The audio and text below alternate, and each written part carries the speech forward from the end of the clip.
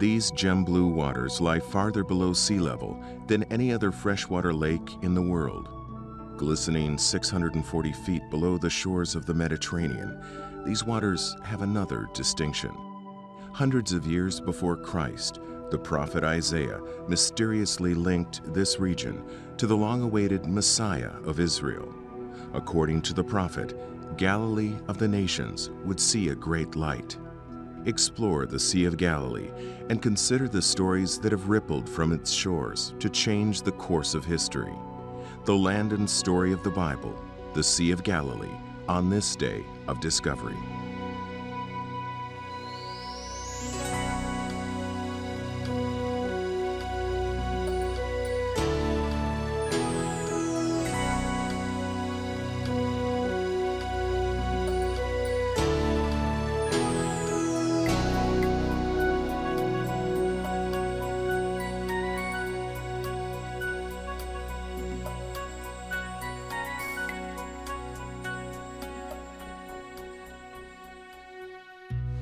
This is the land of the Bible. Resting among the hills of northern Israel, the shores of Galilee wrap around a large freshwater lake that has had an important place in the history of the Middle East. Lying on a major trade route between Europe, Asia, and Africa, the shores of Galilee provided a much-anticipated rest stop for merchant caravans and marching armies. The lake itself has been worked by professional fishermen for thousands of years. In the 1st century, over 16 small man-made harbors were strung around its 33-mile shoreline. Today, only a handful remain active. A major landing on the lake is at the city of Tiberias, where early in the morning, one can still witness in ancient activity the offloading of the night's catch of fish. Day of Discovery's Mark DeHaan was eager to join Jimmy DeYoung on the docks as they prepared for their 3rd day in a 4-day tour of the Galilee region. Hey, Jim. Hey, good morning. Good morning. How you doing? Boker Tov. Boker Tov to you, too. Thank you Good very to see you, much. man. Yes, sir. Yeah, I want to show you something. I got down here a little early. Yes. See this right here? Now tell me what that means, Mart. Oh, just by the fish. What kind of fish is that? Looks like a shark to me. Yeah, right here in Galilee. No, Yeah, sharks in the look Galilee. Look here. How is that man, for a look day's... at that catch. How is that for a day? Hi, guys. Hi. Catch last night. Come on around over here. Great catch. This is Moshiko. Hey, Jimmy. And Good your to see name you. is? Ilan. Ilan. Hi. Jimmy. Good to see you. Good to Tell see us about the catch. Now, you love gefilte fish, you. right? I love gefilte fish. Which one is, you were telling me before, The Moshe, fish for gefilte fish. make these into gefilte Name fish. is, it's called the campion. It's called carp? a carp, called a carp, carpion, carpion or carp. Yeah. And those are the buri. Bully? You say bully. Buri, buri. Buoy. With R. With buoy? Okay, with R. Yes, it's a very tasty fish on the grill. Okay. And which one, is there one that's called the St. Peter's fish here? St. Peter's fish, I don't know, I think the buri. Oh. Okay, buoy. Buoy. Okay, I got it now. This yes, one's sir. looking at me. Look at this. trying to Watch- say watch- something. Watch this. Can I pick it up? Yeah. All right. Oh, man. All right, huh? That's, I think, about 22 slices of gefilte fish. Got any horseradish with it? I'm ready to go. You brought in a couple. They're guys, big ones this morning too, right? Yeah. Yeah. Think Okay, we do, thanks do so that much. good a catch if we go out today? No, we're not going to try. Thanks. I won't shake your hand. I got fish all over me. Okay, thanks, guys. Appreciate it. Okay, now, the guys have been talking about whether or not to Yeah. go out today. Tell me, you've checked the weather? Yeah, look at the sky. Yeah, it's broken. It's To the cloudy. east, it's really cloudy. It's starting to break up here in the west, and that's where the weather comes from. So I guess it's, I'm not sure. Well, I heard too. 50-50. We talked to the boat owner. They've lined up a couple of fishing boats for us today, and we want to see Galilee from a different point of view. We want to do it from the inside and to follow the shoreline. And what we've been told is we've got weather until about 2 o'clock, we think, and then the rain is supposed to move in. We better probably get started. Unlike the Dead Sea to its south, about 90 miles south, which is pushing 40% salt content. The Sea of Galilee is just nice fresh water, wonderful water. Fed primarily by the Jordan River itself as it enters in from the north. Exits from the south, the water's moving, fresh, nice, clean, and pure, and great for fishing, as we read in the Gospels. A number of fish native to the lakes. Most are kosher, a few are not. And we can track fishermen around the sea. It didn't matter if your heart and your worldview faced Rome or Jerusalem. If you were a villager around the sea, you probably fished. Your economic lifestyle was very much the same. Being eager to get out on the water, our Day of Discovery crew wedged ourselves around piles of fishing nets still wet from the night's work. And almost immediately, the nets, the smell of the fish, the sights and sounds of the water took our thoughts back to another day, when Jesus of Nazareth had asked a group of professional fishermen from the shores of this lake to leave their nets and follow him.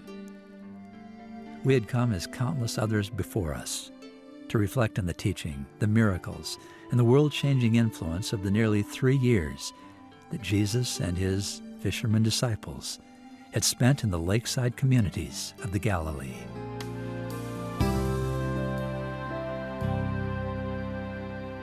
We left Tiberias and we're traveling along the shoreline of the Sea of Galilee.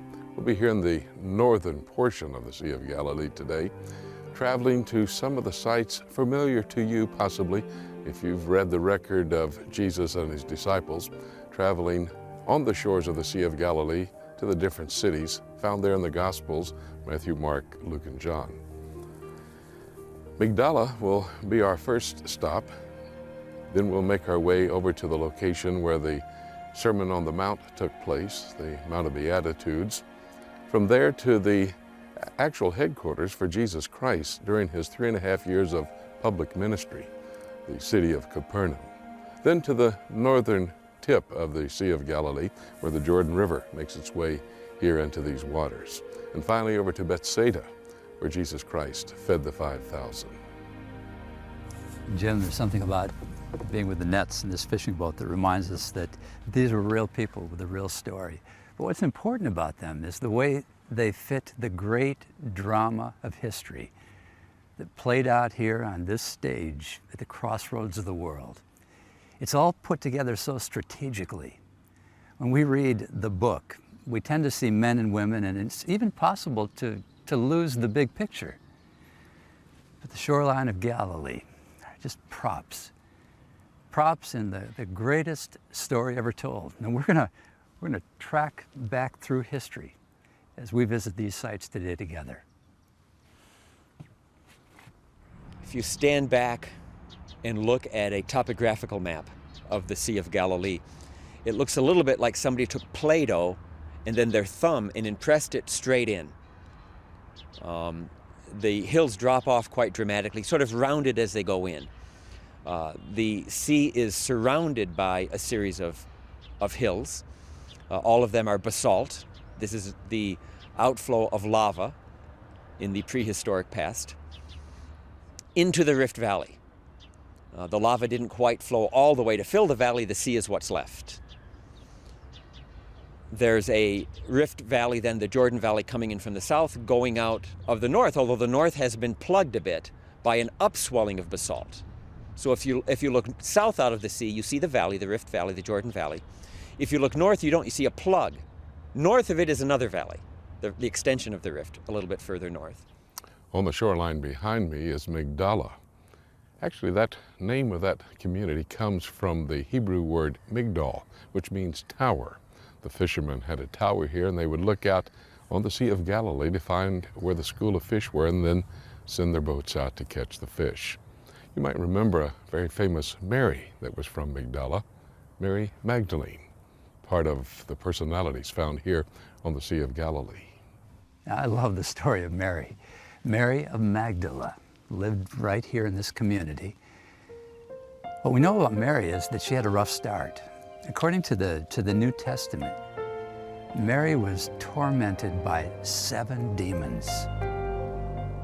She lived here in the depths, in the shadows of life. what's so amazing is she lived at the foot of one of the most beautiful scenic overlooks of the whole region. She would have looked up at Mount Arbel. From there you can see the whole region of the Galilee. And then one day, Mary met a person, a man, who gave her life, gave her deliverance, gave her hope. And from that point on, she gave her life to him. To the one who gave her, even walking at this level, a view, a scenic overview of life that now made her life worth living.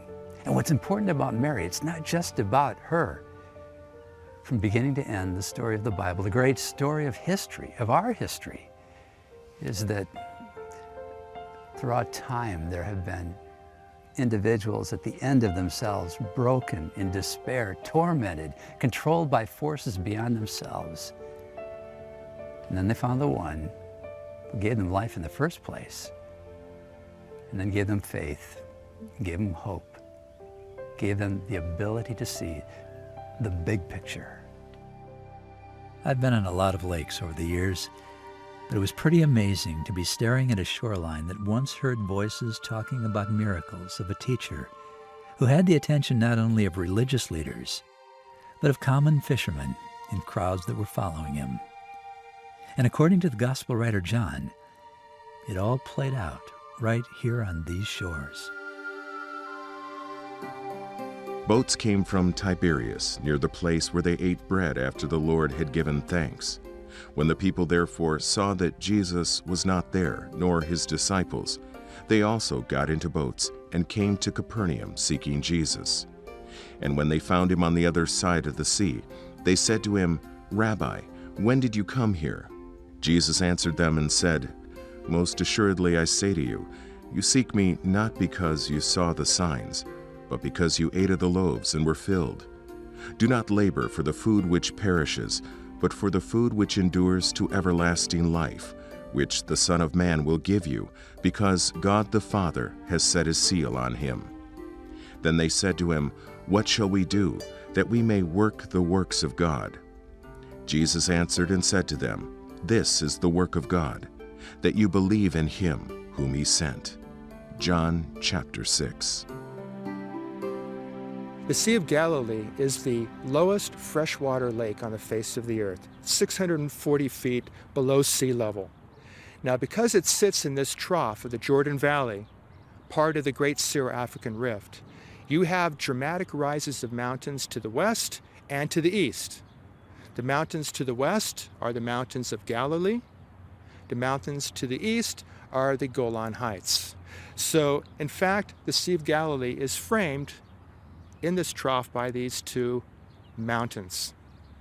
Now, the lake itself is, if you look at a map or look at an aerial view of the lake, you'll see that it's shaped something like a harp.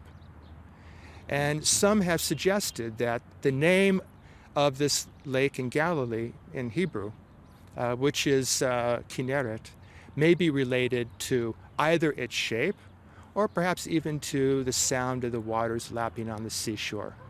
But Kinneret, the Hebrew name for the Sea of Galilee, does in some way seems to be linked to a musical instrument. Behind the trees now lining the shore lie the ruins of an old fish tower. This ancient lookout is a reminder of the fishing industry that was once more active in Magdala than it is today.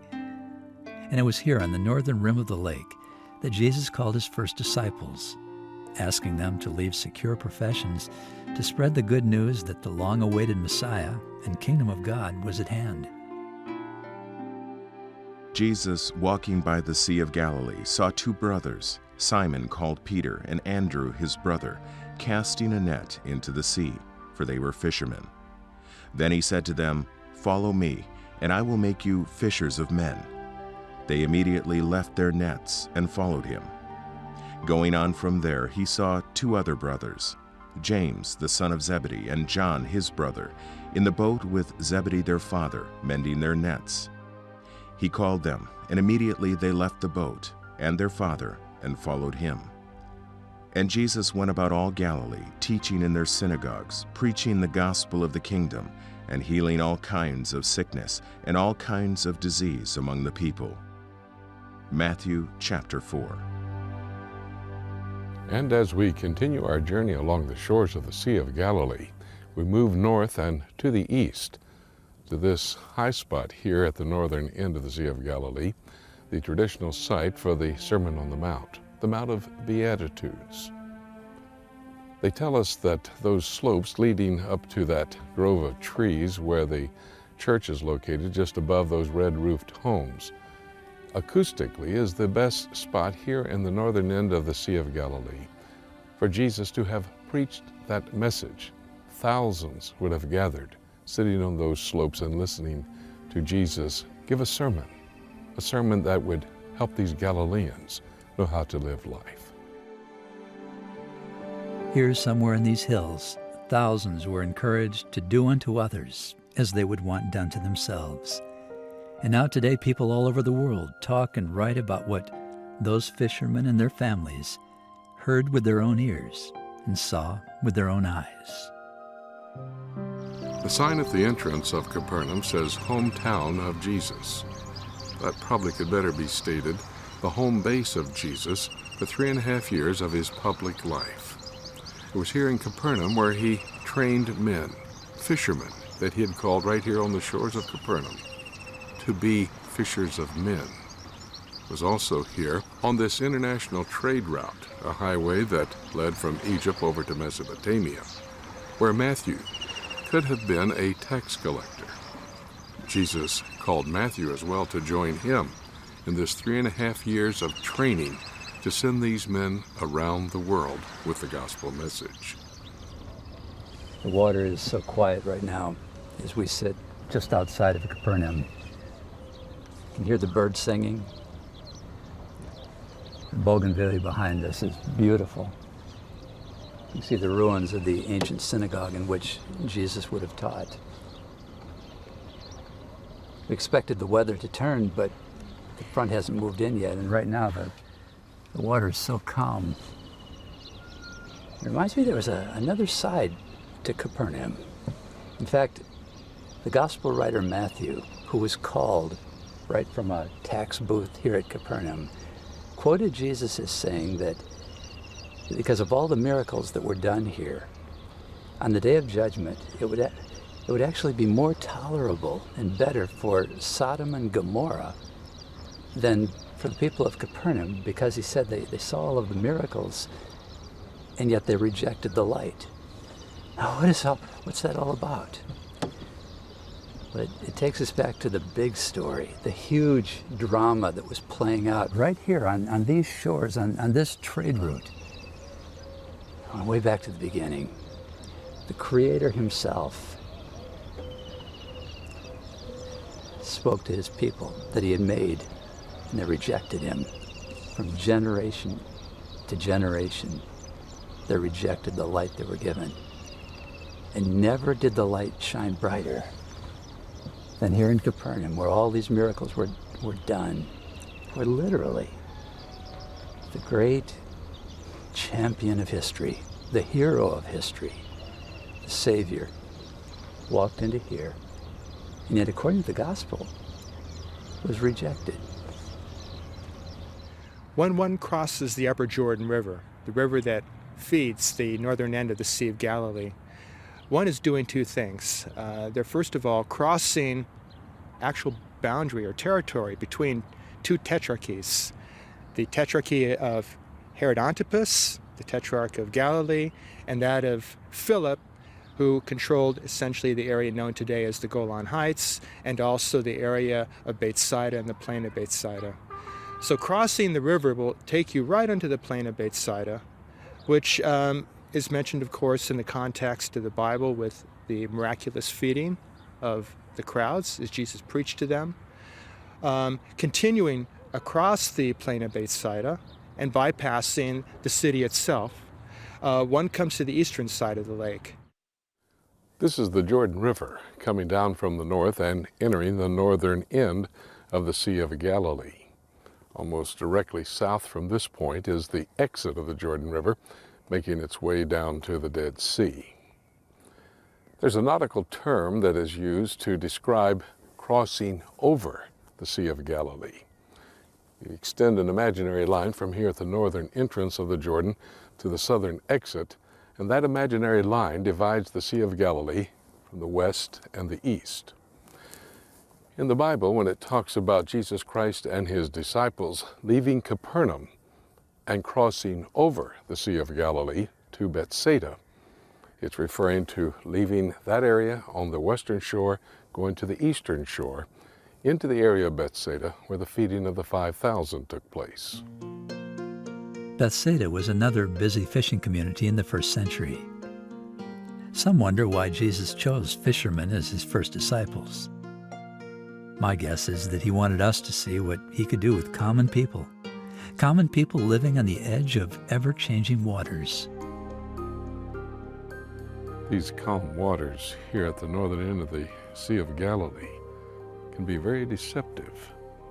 Late in the afternoon, throughout the evening, and into the night, the winds can come down through the Arbel Pass and cause the waves to rage here in this location. In fact, it was earlier today that we received a warning, the possibility of storms coming up late this afternoon here in the Sea of Galilee. We've been traveling throughout the day. We were quite concerned about what we may be facing. It was a time similar to this 2,000 years ago, according to the Bible. After Jesus had fed 5,000 on the slopes just over the area of Bethsaida, he told his disciples to get in the boat and cross over to Capernaum. He went on the slopes and started to pray, knowing that he was sending these men that he's been training for 3.5 years into the storm. The storm came up. The disciples were very much concerned, and then all of a sudden, they saw Jesus Christ walking across the water. They got in the boat, calmed the storm. They made their way on over to Capernaum. They got into the boat and went over the sea toward Capernaum, and it was already dark, and Jesus had not come to them. Then the sea arose because a great wind was blowing. So when they had rowed about 3 or 4 miles, they saw Jesus walking on the sea and drawing near the boat, and they were afraid. But he said to them, "It is I, do not be afraid." Then they willingly received him into the boat, and immediately the boat was at the land where they were going. John chapter 6. I've been sitting here trying to imagine what those men must have thought when those raging waves suddenly stopped at the voice of their teacher. That may have scared them more than the waves themselves. And I would say, what kind of a person is this? And maybe you say, it's just a story. But it's a story linked to a whole series of events linked to the man and to the men and women who walked these shores in the first century. It wasn't just a storm that suddenly quieted, but there were shriveled legs, body parts that suddenly were made whole at the word of this teacher, Jesus of Nazareth. Blind eyes, people who hadn't seen for years, suddenly there was light. This man could take a little bit of bread and a few fish and break them and feed 5,000 people with it. You say it's not possible. Well, it's not unless you put these stories of the gospel accounts into the big story of history, the story of the Bible. The book tells us that in the beginning, there was a great creator who said, "Let there be light." He made a man and a woman. They second-guessed their creator. Tragic mistake. There was a death in the family. The whole family became a rebel family. But the Creator kept pursuing them. That's what all the stories, all the accounts of the Hebrew Scriptures are all about. He kept pursuing them, and he kept promising, "I'm going to send my anointed one, my king, to deliver you." And then one day, a man, a rabbi, a miracle worker, a gracious man, full of wisdom, full of power, began changing the lives of men and women of this community. And there were Gentiles around as well. This was Galilee of the Gentiles. What was happening? The great story of history was playing out in fulfillment of all that the prophets had said. In the New Testament letter to the Hebrews, we read, God, who at various times and in various ways spoke in time past to the fathers by the prophets, has in these last days spoken to us by his Son, whom he has appointed heir of all things, through whom also he made the worlds, who being the brightness of his glory and the express image of his person, and upholding all things by the word of his power, when he had by himself purged our sins, sat down at the right hand of the Majesty on high.